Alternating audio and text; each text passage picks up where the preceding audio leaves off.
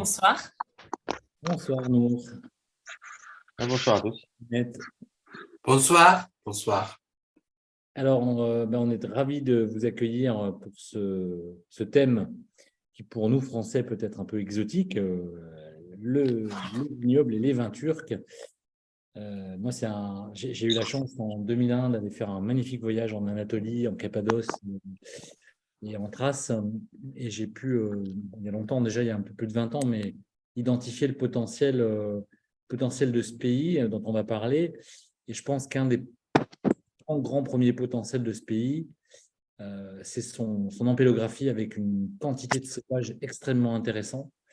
Et on va rentrer dans le vif du sujet, mais en tout cas, voilà, c'est un sujet que on avait envie avec Justine de remettre à l'ordre du jour, parce que j'avais fait un super voyage et j'avais goûté des vins il y a un peu plus d'une vingtaine d'années qui étaient extrêmement prometteurs. Donc, voilà, on va peut-être demander à Nour et à Mehmet de se présenter. On va honneur aux dames, si tu n'y vois pas d'inconvénient, Mehmet. Nour, écoute, on te laisse te présenter. Voilà, en moins de 30 minutes si c'est possible. On commence par Göknur. Vas-y, Nour. On commence par les femmes. Ok, merci Mehmet. Bonsoir tous et merci Franck et Justine de nous avoir invités à cette belle rencontre, toujours avec les œnophiles de France. C'est une occasion de découvrir notre vignoble. Alors, si je me présente en 2 minutes, donc je suis Göknur Gündogan, je suis spécialiste du vin et auteur. J'ai été formée dans la vallée du Rhône à l'Université du vin et aussi j'ai fait plusieurs formations en Turquie sur Daboulé et Saïti, mais avant de devenir spécialiste du vin et formatrice aussi en vin, j'ai un doctorat en communication. Voilà, j'ai fait des études de communication et de management culturel à Montpellier, au sud de la France. Donc, c'est vraiment une zone où on adore le vin. Voilà, c'est l'un des berceaux du vin pour la France, on peut dire. Voilà, donc c'est ma petite histoire. On va dire que c'est ça. Et donc, tu es basé à… Entre Montpellier et Istanbul, mais en ce moment, je suis à Istanbul. D'accord, ok. Donc, tu es devant le Bosphore et les Dardanelles. Exactement, pas loin. Je suis juste à côté. Ok, super. Et tu es dans le vin depuis combien de temps? Depuis à peu près une dizaine d'années. D'accord. En fait, en tant que d'abord amateur, après amateur éclairé, après professionnel. Et j'ai aussi fondé ma compagnie en France. J'ai une compagnie où je fais toutes les ateliers œnologiques à Istanbul, les formations, les designs aussi. Je fais beaucoup de design autour de vin, les cartes de vin, etc. avec ma compagnie qui s'appelle Pantagruel Consultancy and Design. Voilà, comme quoi, le grand caractère de Rabelais. Ok, merci Nour. Oui, j'ai raccourci, on t'appelle Nour parce que j'ai tellement peur d'écorcher ton prénom que… Oui, c'est super comme ça. Pas ce droit. Mehmet? Oui, je me présente. Voilà, je suis médecin à la retraite, un amateur de vin. J'ai commencé à apprendre le vin à travers les Français parce que quand je faisais mes études de médecine à Ankara, je faisais le guide pendant les étés français et c'est avec eux que j'ai appris à goûter, à boire le vin. Et ça fait quand même 50 ans. Et puis après, je suis devenu amateur de vin. Comme je suis médecin ORL, avec le nez, la bouche, le nez, l'odorat et le goût, je me suis intéressé au vin. Et puis j'écrivais de petits articles pour un journal hebdomadaire pendant une période d'une dizaine d'années, qui est devenue une compilation de livres qui s'appelle L'amour dans le verre. Est-ce que tu peux montrer peut-être, Nour, le livre de Mehmet? Bien sûr. Voilà. Ça doit être la version turque, mais elle est aussi disponible en version française. Oui. Et voilà, j'ai eu le certificat VST 3e niveau. Et puis, maintenant, je suis à la retraite et je bois du vin. Voilà, tout simplement. Mais plutôt le vin français parce que je vis entre Paris et France, Paris et Istanbul. Je suis plutôt en France et je commence à connaître mieux les vins français que les vins turcs, mais j'ai eu pas mal de connaissances des vins turcs et je peux en parler un peu ce soir. Voilà. Ben, un grand merci à tous les deux de nous avoir rejoints. On va peut-être rentrer directement dans le vif du sujet. Nour, tu avais voilà, préparé un petit quelque chose pour poser le cadre un peu de, voilà, la Turquie étant un pays viticole très récent. Je pense qu'ils ont planté leur première vigne il y a une vingtaine d'années. Ben, en fait, c'est pas très récent, voilà. Franck, en fait, par contre, le renouveau, c'est assez récent, c'est à partir de 2003. Donc, j'ai préparé un petit document pour visualiser un peu ces choses, pour qu'on ait une idée du terroir. Là, je vais faire un partage d'écran, si vous le voyez, je ne sais pas. Il y a des personnes qui ont demandé les références du livre de Mehmet, on vient de le mettre dans le chat. Voilà. En plus, il est en français. En français. Bon, ça fait un peu de promo pour la FNAC, mais voilà. Regarde. Donc, je ne sais pas si vous voyez maintenant ou… Oui, impeccable. Génial. Il faut juste par contre, que tu agrandisses un tout petit peu. Oui, là, il y a un souci, je crois. Je vais essayer de… Une seconde. Hop. De l'étirer un petit peu, ouais. Et oui, une seconde. Hop. Je ne sais pas pourquoi il a fait ça. Tu as passé ta présentation à la machine à rétrécir, non? Non, non. C'est toujours comme ça. Oui. Lors des partages d'écran. Maintenant, ça doit marcher. Hop. Voilà. Nice. J'ai vu qu'il y a des personnes qui avaient souri à ma blague, ils sont quand même très aimables. C'était quand même pas très bonne, mais c'est gentil. Ça fait toujours son petit effet. Les gens commencent à avoir l'habitude. Ok. Voilà, donc ce sont les quelques images pour donner quelques chiffres aussi que Mehmet aussi, voilà, enfin, je pense que lui, il était un peu le pionnier dans le sujet en Turquie. Moi, j'avais lu ses articles quand j'étais un peu plus jeune et j'adorais en fait sa façon d'écrire. Donc, il faut commencer peut-être avec quelques chiffres. On sait que la Turquie, ben voilà, que vous voyez juste à gauche de l'image, il est en fait basé au sein du croissant fertile, comme la France, l'Espagne, et c'est très important pour la production de vin. On sait qu'on est l'un des pays qui a la chance d'être entre ces zones-là.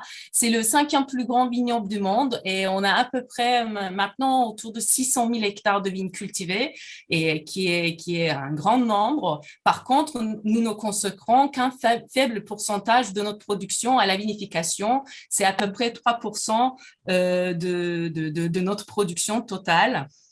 Donc, il y a une majorité des raisins qui sont des sultanines, non, c'est ça? Qui Oui. sont pour les raisins secs, ouais.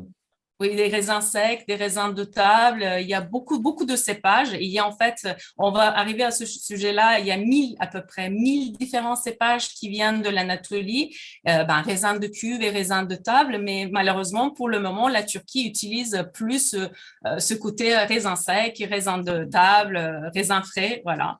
Et c'est comme ça. Alors, en fait, et en 2020, nous avons produit 83 millions de litres à peu près, pour juste donner… voilà, un chiffre. Par contre, ce qui est intéressant dans notre histoire, c'est que c'est un très, très vieux pays de la viticulture qui remonte, comme vous avez mis, 10 000 ans d'histoire. Nous savons que des traces de la vigne cultivée, Vitis vinifera vinifera, vient de la zone, je ne sais pas si vous voyez, vers la Géorgie, courant oriental. Donc, ça continue, ça vient en Anatolie, ça passe par l'Arménie aussi. Pour la petite histoire, puisque si on va jusqu'à la Bible avec Noé, le mont Ararat, donc, qui est censé être le lieu d'atterrissage de l'arche, où Noé planta ses premières vignes, est donc très très proche de la frontière arménienne et de la frontière turque.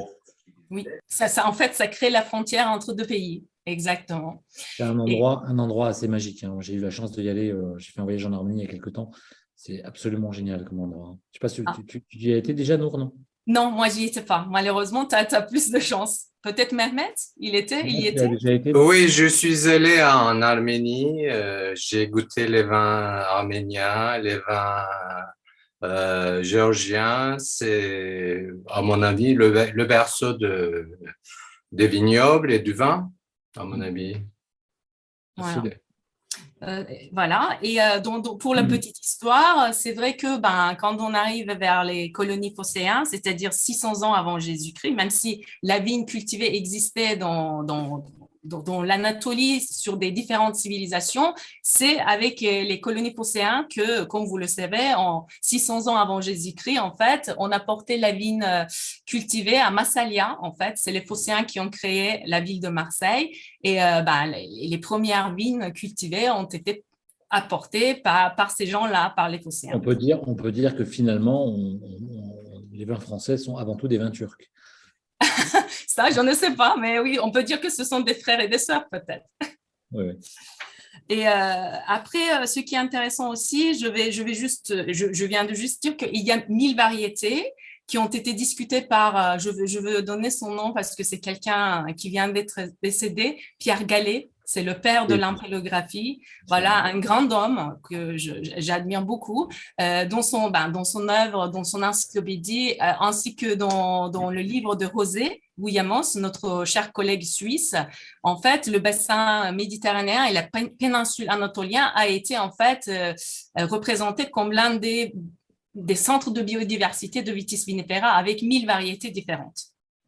Et je crois qu'en particulier dans l'Anatolie, dans cette région de la Cappadoce, qui est juste assez incroyable, il y a des choses assez géniales. Hein. Oui, et aussi le sol là-bas, c'est très intéressant parce que comme c'est des sols un peu calcaires et volcaniques, nous avons des fronts de pied. Donc, la phylloxéra n'existait pas en fait, n'a jamais existé sur certains terroirs. On a de la chance en Cappadoce. C'est très diversifié de ce que j'avais cru comprendre sur la Turquie en termes de sol, de microclimat, etc. On peut faire tous les styles de vin, au vu des cépages, la richesse aussi des sols. On va pouvoir en parler. Et Mehmet, peut-être, est-ce que tu peux nous dire un petit mot sur l'histoire de la Cappadoce, parce que c'est quand même un lieu… Oui, c'est un endroit que je connais très bien. La Cappadoce. La Cappadoce, c'est vraiment le centre, c'est vraiment l'Anatolie, le centre du pays, quoi. Anatolie centrale, voilà. Oui, le centre du pays. Là, voilà. L'Asie mineure, c'est très important pour la Turquie et pour le tourisme et pour le vin aussi. Pour moi, il y a 3 vins blancs, 3 cépages blancs qui sont très importants pour le vin turc, c'est Narince, Sultaniye, Emir. Emir qui est un très bon vin pour le champagne, mais on n'en fait pas pour l'instant, et qui est le seul cépage de la Cappadoce et de la Turquie. Parce que comme la terre est très volcanique, tuf, et les racines peuvent aller très, très profond. Est-ce que tu peux nous dire peut-être un mot sur l'histoire de la Cappadoce, qui est quand même un lieu incroyable? Eh ben, la Cappadoce, c'est un lieu pour moi sacré parce que c'est le début de la christianisme. Les premiers chrétiens s'y sont installés, ils sont partis de Jérusalem, ils sont traversés Antioche, ils sont venus s'installer dans les grottes, dans les souterrains qui se trouvent en Cappadoce pour se sauver des attaques des Arabes, des Byzantins, tous qui ne sont pas chrétiens. Donc, il y a l'histoire. Il y a la formation extraordinaire vous vous sentez comme sur la Lune, pour ceux qui ont vu des visuels de la Cappadoce, c'est extraordinaire comme paysage. Et puis, voilà, il y a aussi des vins rouges qui ne sont pas très renommés, Dimlit. Mais on fait le plus grand producteur de vin en Turquie, c'est Kavaklıdere. Ils ont des vignobles de recherche là-bas. Comment vous écrivez? Kavaklıdere. Kavaklıdere, ils ont des vignobles. Si vous voulez dans le chat, nous. Oui, ils ont des vignobles de recherche là-bas.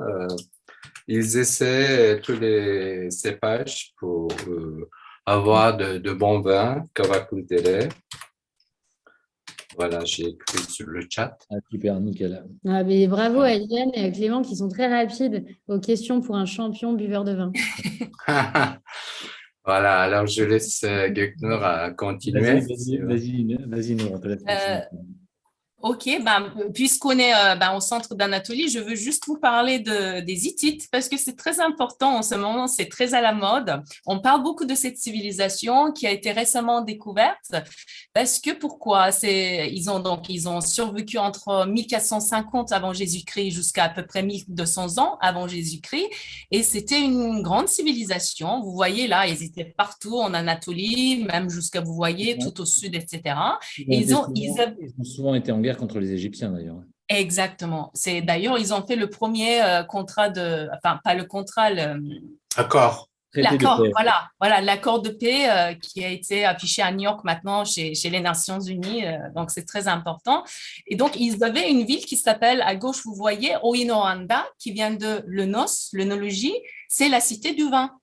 Et ce qui est intéressant, c'est que ces gens, ils avaient vraiment rédigé des centaines de lois sur le vin. Et ils avaient fait des classifications, disant que destin, dans leur langue, c'était le vin. Donc, ils avaient décrit vin primeur frais, vin vieux âgé, vieux vin, vin doux, vin de qualité, vin pur, vin sec, vin amer, vin rouge, vin facile à boire. C'est fou, en fait. Vin avec du miel et vin cocktail, qui est un mélange de vin et la bière. Et voilà, même dans vous voyez là, dans leur hiéroglyphe, dans leur écriture, ça c'est une référence à Jean-Louis Calvet, c'est un Français que j'aime beaucoup, un linguiste. Et il y a la vigne. L'une des lettres, en fait, l'une des signes qu'ils utilisaient, c'était la vigne. C'était tellement important. On retrouve le V du calice. Oui. Dans le pictogramme, ouais. Ouais. Bon, après, quand on continue, c'est vrai que c'est l'Empire assyrien qui prend le relais jusqu'à à peu près 600 ans avant Jésus-Christ. Et puis, chez British Museum à Londres, quand vous partez, vous regardez les reliefs assyriens, vous retrouvez des vignes conduites sur pergola ou encore en treillage d'espalier. Et de voir ça, et de dire que les anciennes civilisations, ils ont quand même travaillé sur les techniques de taille comme ça. C'est assez incroyable. Voilà, incroyable. Voilà. Et puis, 11 ans avant Jésus-Christ, quoi, c'est incroyable. Ah il y a quelqu'un, il y a Zaya qui dit cette présentation est géniale. Merci Nour. Merci. Et donc après, nous pouvons passer, bien sûr, rapidement, on ne va pas s'éterniser sur ce sujet-là, mais donc c'est l'islam qui vient, et c'est à partir des conquêtes arabes en 640 que le destin de la vigne change en Anatolie, et les Turcs musulmans, ils vont arriver vers 1077, et puis jusqu'au 13e siècle, en fait, on voit un peu sombrer cette culture de la viticulture jusqu'au moment où il y a les derviches tourneurs. Peut-être que nos amis ils le savent, voilà. Les derviches tourneurs, c'est un mouvement soufi. Ouais. Exactement. Et l'ordre musulman soufi qui est fondé au XIIIe siècle par Jalaluddin Rumi à Konya, eux, ils étaient très tolérants envers le vin. Et Jalaluddin Rumi, il disait, le vin, c'est l'amour, donc il faut le boire. Et tu sais que moi, j'ai beaucoup lu de textes soufis et je suis très sensible à cette culture-là. Et je dis toujours aux gens, quand ils ont une posture un peu de méconnaissance, je dirais ça comme ça, face à l'islam, je veux dire, le soufisme est un hymne à l'amour incroyable. C'est d'une profondeur. Et voilà, moi, je n'ai pas eu la chance d'assister ou de rencontrer des derviches tourneurs, mais quand tu vois cette capacité qu'ils ont à sentir l'énergie, à se connecter à l'amour, c'est juste assez incroyable, quoi. Non, c'est clair. Et en fait, dans leurs écrits, on retrouve toujours ce thème, les passages entre le vin, il y a plusieurs choses intéressantes. Et puis, l'Empire ottoman, s'il y a des questions à propos de ça, c'est très intéressant aussi parce que avec la chute de Constantinople en 1453 et l'essor des Ottomans musulmans, en fait, on va commencer à voir que pendant l'Empire ottoman, la consommation est autorisée juste pour les populations non musulmanes. Et c'est fait en cachette dans les tavernes grecques. et des grandes villes comme Constantinople, comme Smyrne. Et le savoir-faire viticole a été un peu préservé, représenté et pratiqué par les Arméniens et les Grecs de l'Empire. Donc, cet héritage, heureusement que ces gens, ils ont sauvé et ils ont gardé quand même au cœur, au sein de l'Empire, même s'il y avait des interdictions voilà, à l'époque. Je pense qu'il faut parler aussi des deux sultans qui étaient amoureux de vin. Sélim qui faisait venir ses vins de Chypre, les vins doux de Chypre, et puis Murat IV qui buvait beaucoup de vin et qui avait interdit la consommation d'alcool. Voilà, il faut en parler aussi, je crois. Merci, Göknur. C'est vrai qu'en fait, il y a des échanges très intéressants. Là, c'était la prochaine d'ailleurs slide. Peut-être vous connaissez, Mehmet, tu connais la fameuse histoire du Château Carbonieux. J'étais avec un de représentants à Provine l'année dernière et lui, bien sûr, il le sait. Et donc, les moines bénédictins, ils ont réussi à vendre leur vin blanc au sérail lors du sultan Abdülhamit'in. Et en lui expliquant, ils ont dit c'était bien de l'eau minérale pure de Carbonieux. Mais donc, Göknur, je connais une autre histoire qui ressemble à la tienne. Oui. C'est l'histoire de. J'ai visité Montrose à Bordeaux. À Bordeaux. Le château Montrose, et puis le guide nous a expliqué qu'on faisait exporter du vin de Montrose en disant que c'est l'eau de rose parce que la Turquie aimait beaucoup l'eau de rose, et puis le sultan faisait venir de l'eau de rose comme Montrose. Nos amis bordelais, ils reculent devant rien pour vendre leur vin. Ah oui, bien sûr. Mais en fait, ce qui est intéressant, c'est que ces gens, à Château Carbonieux, ils ont les preuves aussi. C'est pas que, il a des récits comme quoi il y a eu des échanges comme ça. Mais bon, le sultan, il savait bien que je pense que c'était le vin. Mais comme il faut faire une explication aux fidèles, il faut dire, voilà, pourquoi les Françaises font du vin tant qu'ils ont des eaux minérales superbes. Et puis, il y a la phylloxéra qui commence, qui ruine toutes les vignes européennes. Et ça arrive 60 ans après en Turquie. Et donc, les Ottomans, ils commencent à exporter du vin à cette époque-là vers l'Europe, 340 millions de litres selon les recherches, vraiment, une somme très importante. Et d'ailleurs, on dit qu'il y a eu des tentatives des maisons françaises essayant de planter des vignes en Thrace à cette époque-là. Et puis, je pense qu'il est temps de venir me mettre maintenant à la création de la République moderne, n'est-ce pas? Oui, c'est le moment, oui. Voilà. Le temps passe, il faut en parler aussi, oui. Exactement. Donc, je vais aussi passer la parole à toi parce que tu connais aussi qu'est-ce qui s'est passé avec Mustafa Kemal Atatürk quand il a créé la République moderne. Et il y a eu beaucoup de changements. Et parmi ces changements, il y avait la consommation d'alcool qui devient légale. Non seulement que ça devient légal, mais en fait, l'État prend comme symbole de la laïcité et une ressource économique potentielle pour la nouvelle Turquie. Ça, c'est très important comme objectif, je pense. Oui, il a monopolisé tout l'alcool, sauf le vin. Ça, c'est important, à mon avis. Il n'a pas touché au vin. Il a dit tout le monde peut produire du vin, disons, dans les règles. Et puis, il y a eu les premiers producteurs légal comme Karaktedere, Doluca, Kutman et tout ça, il y a 100 ans. Donc, le viniculture, c'est récent en France. Donc, depuis 30 ans, il y a vraiment un très grand essor en production de vin en Turquie, avec les producteurs boutiques, on les appelle en Turquie, les petits producteurs, mais qui font de très bons vins. Les boutiques wineries. Voilà. Oui, exactement. Et ce qui est intéressant, c'est qu'avec ce mouvement, l'État turc aussi appelle en 1926, je pense, les Bordelais à la rescousse. Et donc, ces gens, ces conseillers, ils plantent le sémillon, le gamay, le carignan, le cinsault. Donc, la Turquie commence à connaître les cépages internationaux grâce à ce mouvement-là. Grâce, ou je ne sais pas si c'est grâce, hein, mais Bon, c'est toujours intéressant de voir les deux. Et aussi, il faut, je moi, pense… j'ai un avis toujours un peu tranché là-dessus, mais je trouve que finalement, quand un raisin naît dans un endroit, il y a une bonne raison à ça. Et aujourd'hui, on y revient, mais moi, je sais que, il y a 30 ans, quand j'ai commencé à étudier les vins du monde, j'avais toujours une grande, grande philosophie de dire de goûter des raisins autochtones et indigènes. Parce que s'ils sont là, c'est qu'il y a une raison, quoi. Bien sûr, bien sûr. Et oui, après, les cépages internationaux, ça nous crée aussi une porte d'entrée pour les nouveaux. Oui, mais c'est du commerce. Oui, bien C'est sûr. pas le vrai esprit du vin. Pardon. Parce que dans les années 90-2000, tout le monde disait, pour exister sur la scène internationale, moi, je me rappelle quand je préparais le concours du meilleur sommelier du monde en 2004, hein, j'allais sur les salons et tout, et quand j'allais sur un stand turc ou sur un stand d'un autre pays, le premier truc qu'on me faisait goûter, c'était un chardonnay boisé ou un cabernet sur mûri.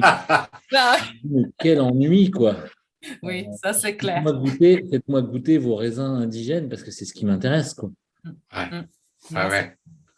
Il fallait bien ouvrir les portes à un moment. Oui, quoi. je sais bien, mais bon. Mais ça n'a pas changé depuis, Franck. Malheureusement, ouais. Nour Fais-nous rêver, Nour. pourra nous en parler tout à l'heure. Elle a des bonnes nouvelles à nous annoncer concrètes sur le vin turc. Oui, oui. Donc voilà, passons aux slides suivantes. Comme en fait, Justine, tu venais de dire il y a 10 minutes, je pense, c'est un sol tourmenté, la Turquie.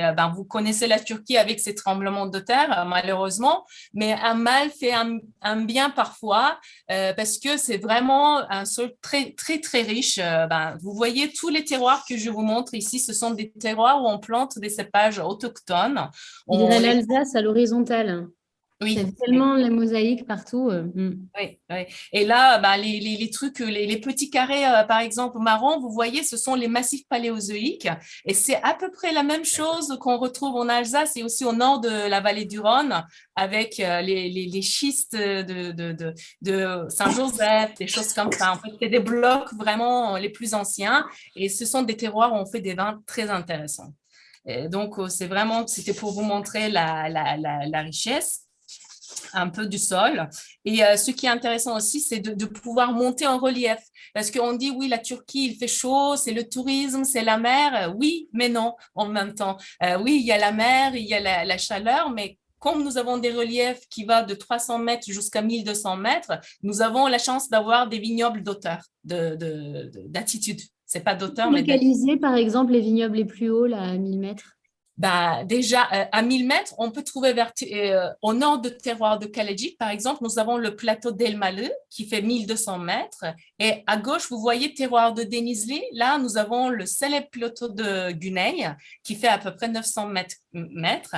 Au sud, terroir de Elmalı, ça fait 1100 mètres. Ce sont des vignes d'altitude tout le temps. Et à l'est de Turquie aussi, il y a beaucoup de reliefs et des vignobles d'altitude de 1000 mètres, 1100 mètres, etc. Oui, et Elazığ, Diyarbakır et la Cappadoce font 1000 mètres aussi. Oui, 1000 mètres d'altitude, oui. Et il faut quand même se rappeler que si bien sûr, on est en climatologie plus chaude, mais les vignobles les plus hauts en Europe sont à 1200, 1300 maximum à Visperterminen dans le Valais ou dans d'autres endroits. Hein.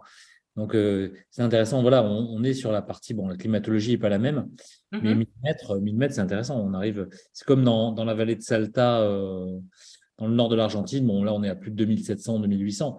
Mais quand on est en climatologie chaude, l'altitude permet de garder beaucoup de fraîcheur et beaucoup de complexité dans les vins. Exactement, oui. Exactement. Ça va permettre d'avoir beaucoup de finesse aussi en termes à la fin. Oui. Donc, après, la question de Franck, peut-être, les cépages internationaux, là, j'ai un souci, pardon. Non, hop.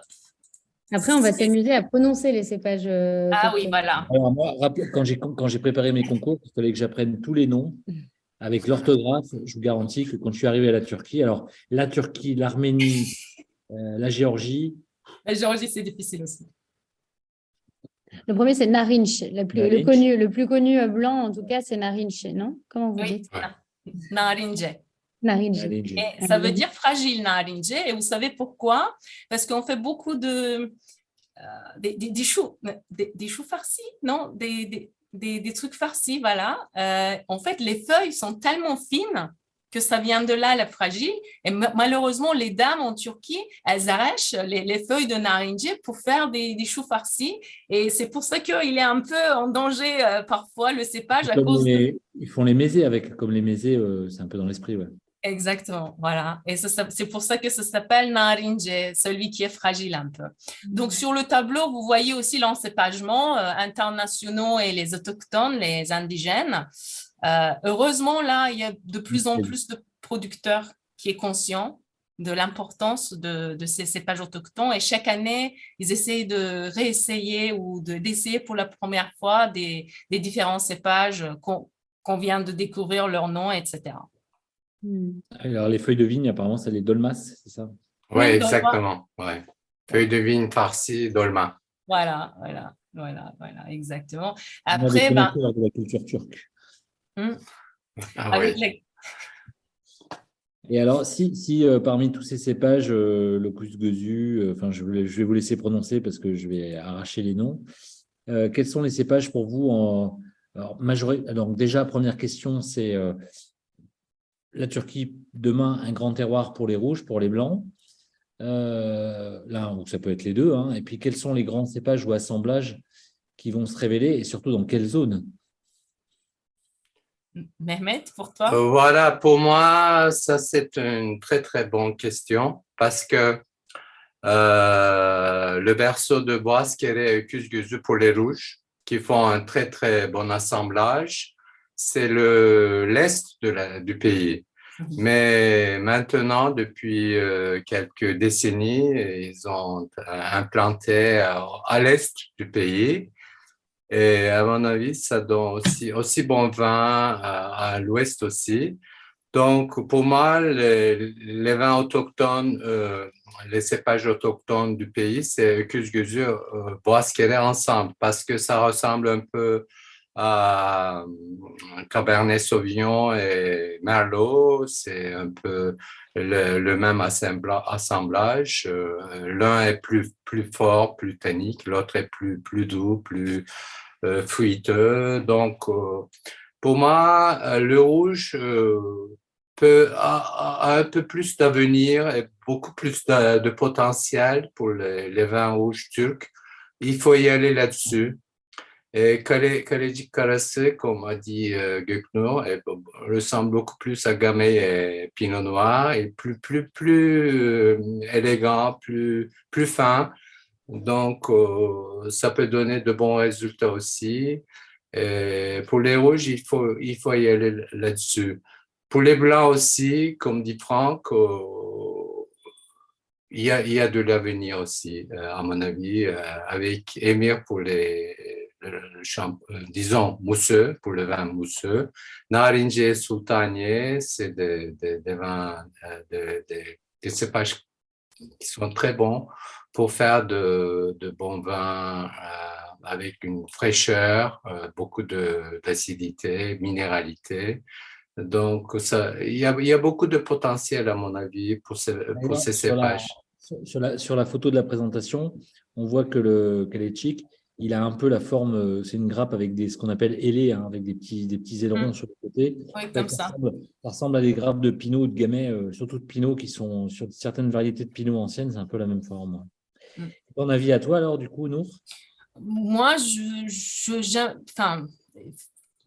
pour moi, vraiment, le souci, c'est qu'il faut une assiduité sur le travail.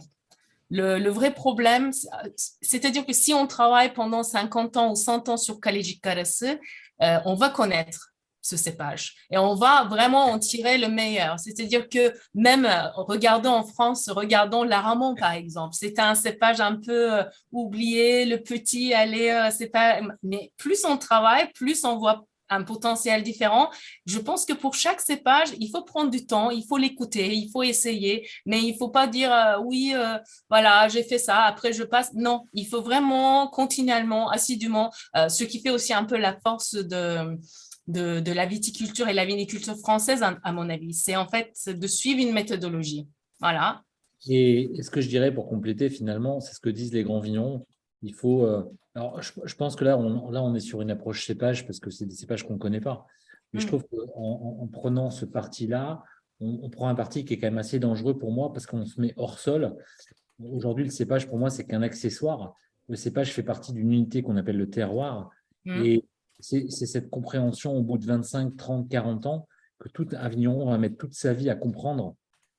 C'est pour ça que le vigneron qui est lié à son terroir, qui va vinifier les mêmes parcelles, qui va aller dans ses vignes, qui va les comprendre, qui va les écouter, il sera à un moment en capacité de dépasser la notion de cépage et de terroir, puisqu'il sera le révélateur de cette énergie qu'on appelle le grand vin. Et pour moi, voilà, limiter ça à une histoire de cépage ou d'assemblage, c'est toujours un peu dommage, parce que rappelons-nous qu'avant le phylloxéra, toutes les vignes étaient complantées. Il n'y avait aucune vigne qui était en monocépage. C'était un contresens pour les anciens. Tous les raisins étaient complantés avec 7, 8, 10, 15, 30 variétés de raisins. Donc, si on revient vraiment à l'essence du vin, je pense que c'est quelque chose qui est important. Oui, il y avait une personne qui a dit, voilà, le Kousgozou fait des vins plus élégants et juteux, le Bogasquéré plus tannique. Voilà, ça c'est vrai en plus. Ouais. Je te laisse reprendre, Nour, excusez-moi. Non, c'est complètement vrai. C'est que c'était aussi un point où je voulais signaler, peut-être Mehmet aussi, il pense de la même manière. Et, nous, on est le plus ancien des nouveaux mondes. Au niveau d'approche, on va dire, parce qu'il y a déjà un grand manque d'un système d'appellation d'origine protégée. Qu'est-ce qu'on fait? Les terrains destinés à la viticulture sont enregistrés auprès de l'État en Turquie.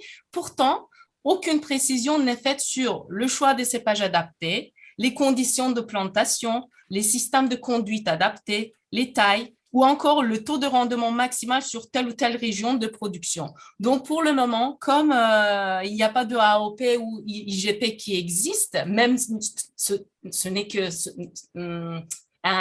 une appellation légère, on va dire, pas aussi stricte qu'en France. Donc, ça nous tourne malheureusement vers quelque chose où on discute à partir des cépages parfois. Mais ça commence. Sur les bouteilles, par exemple, je vais vous montrer, voilà, Justine, on commence à écrire en fait depuis une vingtaine d'années Ankara, Kalecik, tel ou tel terroir. Parce que c'est vrai que, voilà, il faut une approche comme ça, pas autour d'une marque ou autour d'un cépage. Je suis tout à fait d'accord.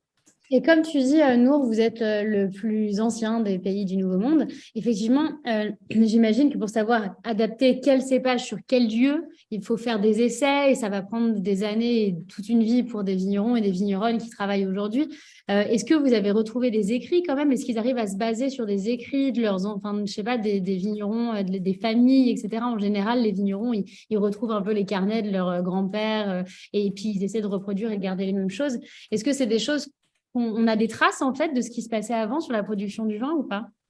Ça, c'est très rare, mais des gens comme par exemple Marcel Biron, toujours un Français qui a été invité en Turquie entre 1929 et 1938, je crois. Par exemple, lui, il a déterminé les cépages indigènes qui sont performants sur tel ou tel terroir et il a rédigé, il était tellement en fait attiré par Papas Karası que vous voyez tout à droite, un cépage très intéressant, très élégant aussi et il est utilisé chez les Balkans aussi, en Bulgarie. Voilà, c'est un cépage très, très intéressant, très fin. C'est le Gamza, non? Oui, c'est le Gamza. Voilà. Et lui, il a fait des cahiers entiers sur Küzgözü, Boğazkere, mais surtout sur Papazkarası, par exemple.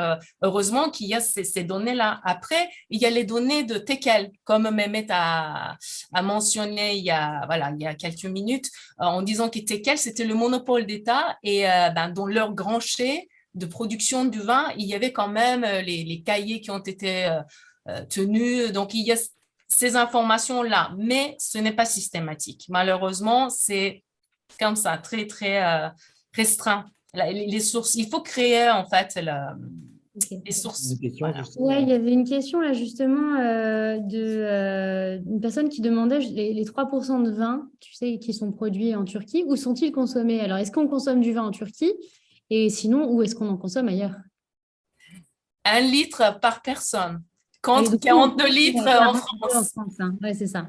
annuel, 42 fois moins que la France. Mais parmi la jeunesse et parmi une certaine classe, ça commence à augmenter. Qu'est-ce que tu en penses, Mehmet? Eh ben, la culture de vin n'est pas très, très en avant en Turquie. C'est la bière qui est en devant. Et du raki. Et le raki, bien sûr, bien sûr.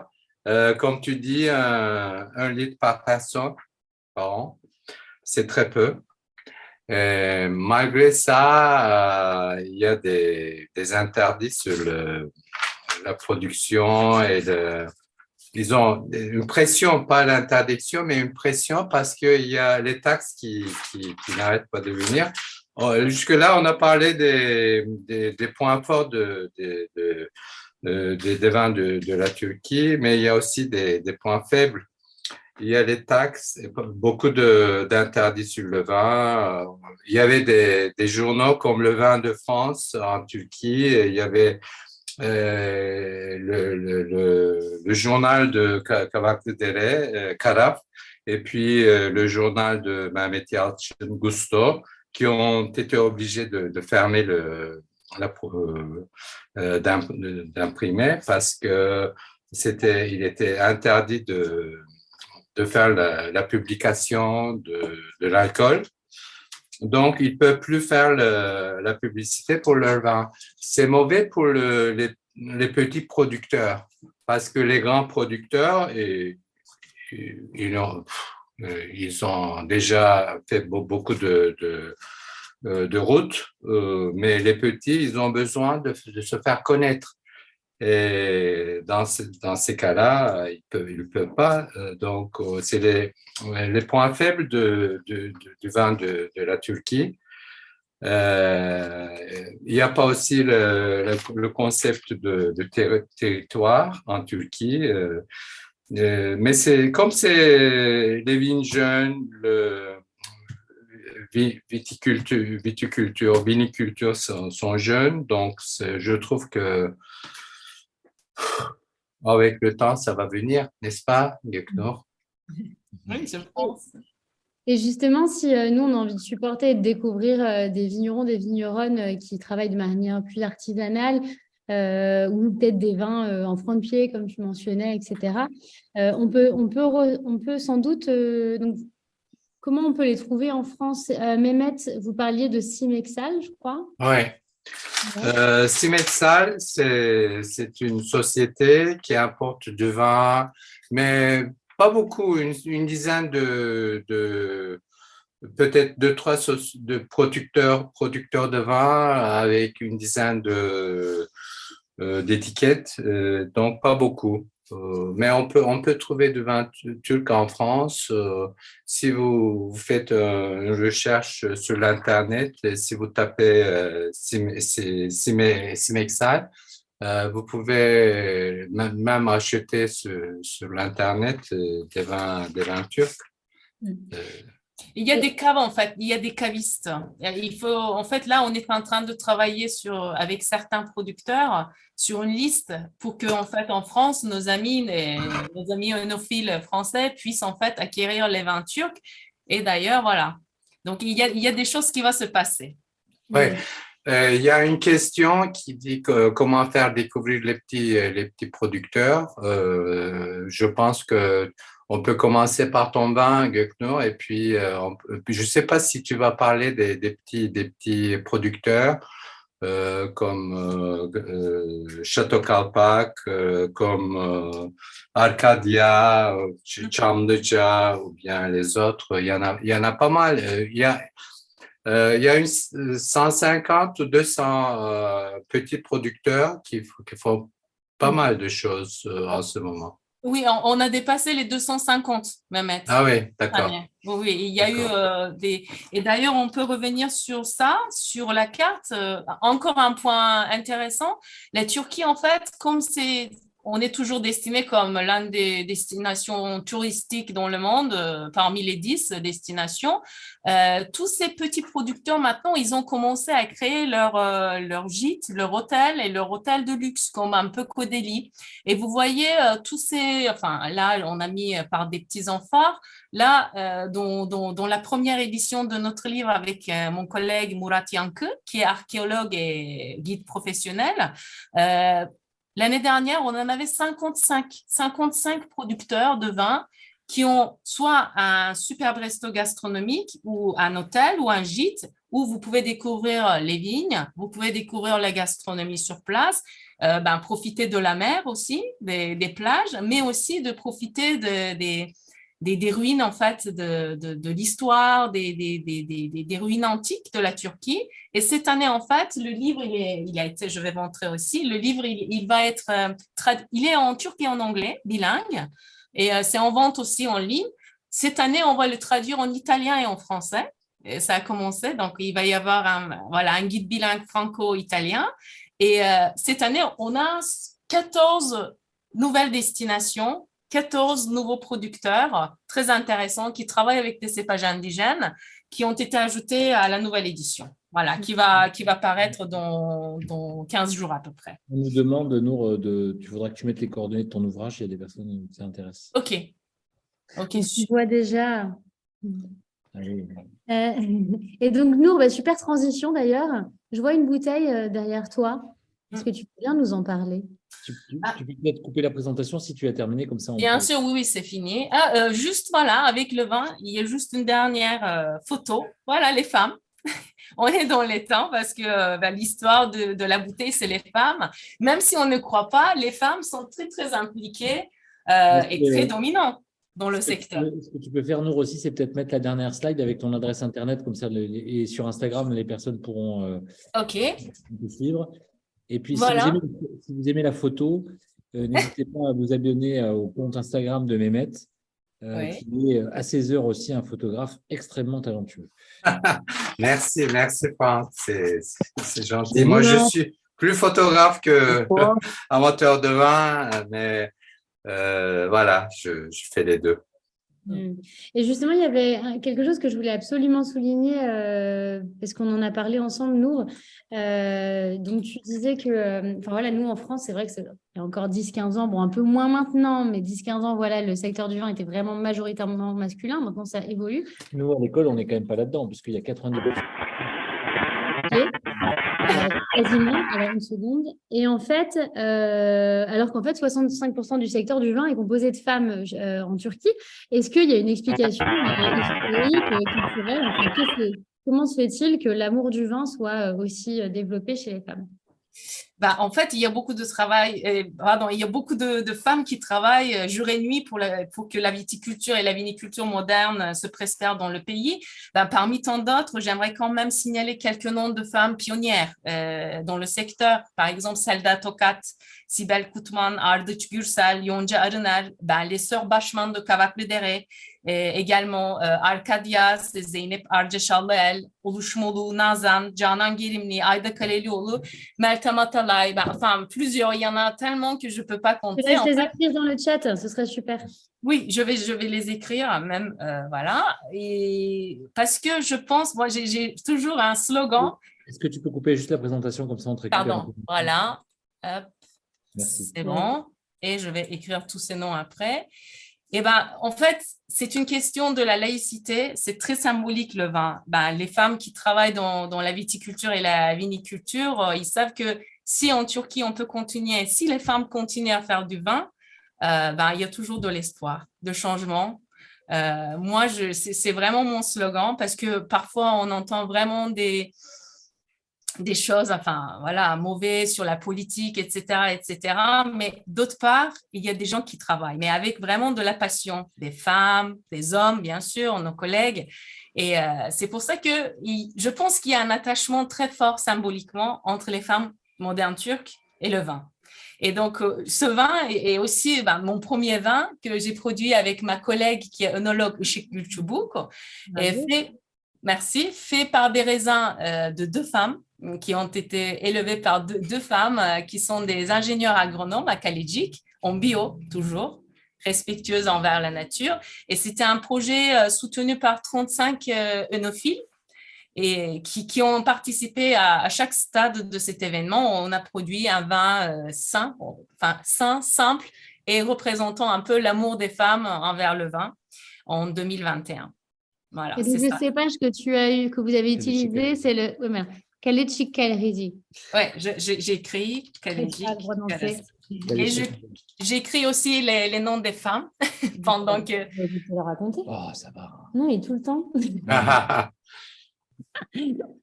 Ah, merci, Nour. Vous avez vu les jeunes, comment ils prennent le pouvoir maintenant?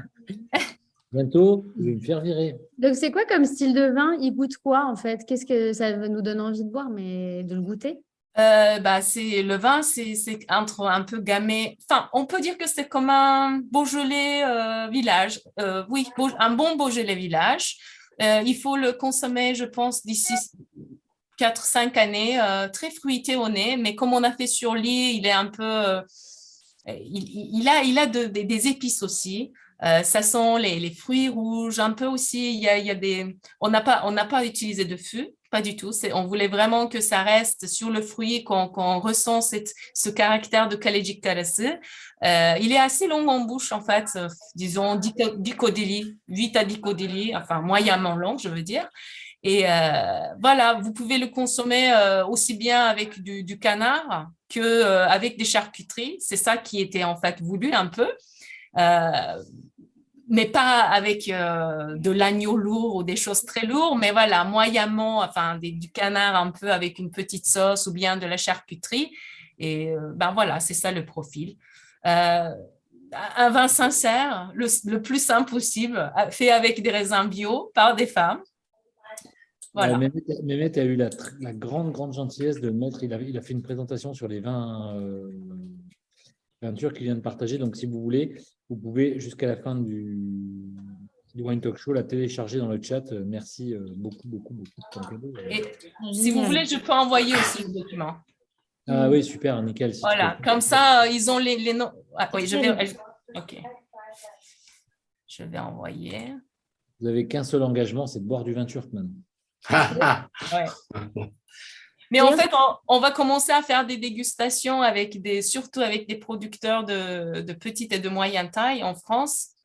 Voilà, avec des cuvées surtout créées avec des cépages autochtones. Pas des merlots, pas des chardonnays. Oui, c'est ce qu'il faut faire, à mon avis. Les cépages locaux, il faut les utiliser et puis faire goûter à Franck. S'il est d'accord, on y lance. Notre ami Granier qui nous invite à la maison de Languedoc au Massa Porta. Bonjour, monsieur Granier, j'espère que tu vas bien. Salut. Nour, je te confie une mission de nous envoyer à l'école 24 bouteilles de vin de Turquie qui nous font vibrer. OK. Voilà. OK, d'accord. Oui, 24 bouteilles, mais vous voulez 2 bouteilles de chaque cuvée? 12 différents? Non, une bouteille, 12, 24 différents. OK, d'accord. Si vous voulez.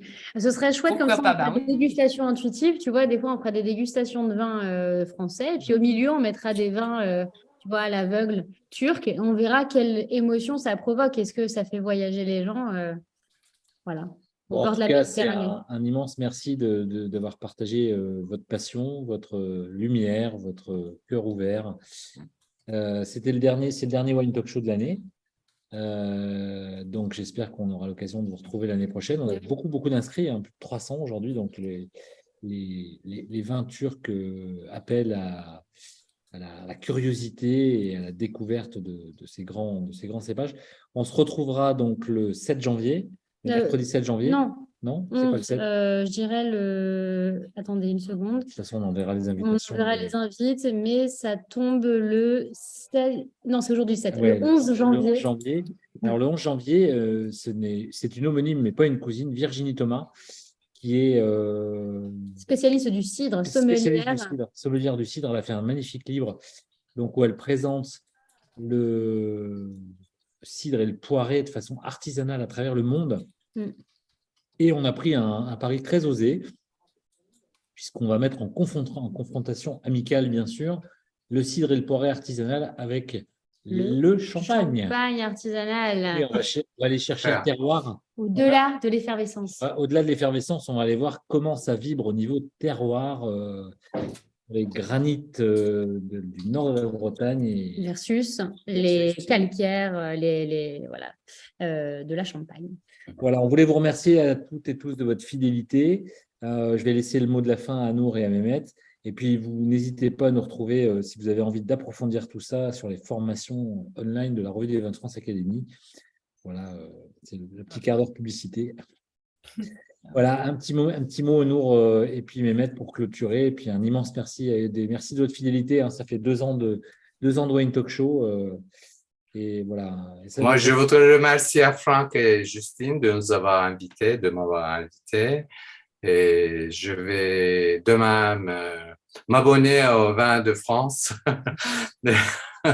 Et puis, je vais examiner votre académie que je ne connais pas. Je vous remercie beaucoup. Merci, Nour. Merci Franck et Justine également. Merci Mehmet et merci à tous nos amis qui étaient avec nous ce soir. Enfin, il y a beaucoup de sujets à raconter, bien sûr. On avait juste un petit moment c'était juste pour une goutte. Mais voilà, essayez de venir découvrir en Turquie, sur place même. Si vous oui. Je crois que Nour, tu organises, toi, des wine tours. Oui, je l'ai fait. Ouais. Hein, donc, si vous avez envie de passer un super moment, il y a des beaux paysages. Moi, j'ai été en Turquie 2 fois dans ma vie. J'en garde un souvenir incroyable par la chaleur des gens, leur amitié, leur gentillesse, leur ouverture d'esprit. Donc voilà, n'hésitez pas à contacter Nour sur son compte Insta. Elle vous fera un petit voyage aux petits oignons. Oui, voilà. Donc, venez découvrir notre pays, nos vins, la culture, la gastronomie, mais aussi toute cette histoire qu'on a juste parlé rapidement des Hittites, des Assyriens, de l'Empire ottoman qui faisait des échanges un peu rigolos avec la France. Voilà, vous serez les bienvenus. Merci beaucoup à tous. Un immense merci. On vous dit tous à l'année prochaine. Merci Nour, merci Mehmet. Merci Justine aussi. Moi, ça m'a vraiment ouvert l'appétit, la soif de voyager et de déguster surtout la cuvée de Nour. Ok, on va déguster ensemble bientôt. Merci. Merci. À bientôt. Bonne soirée.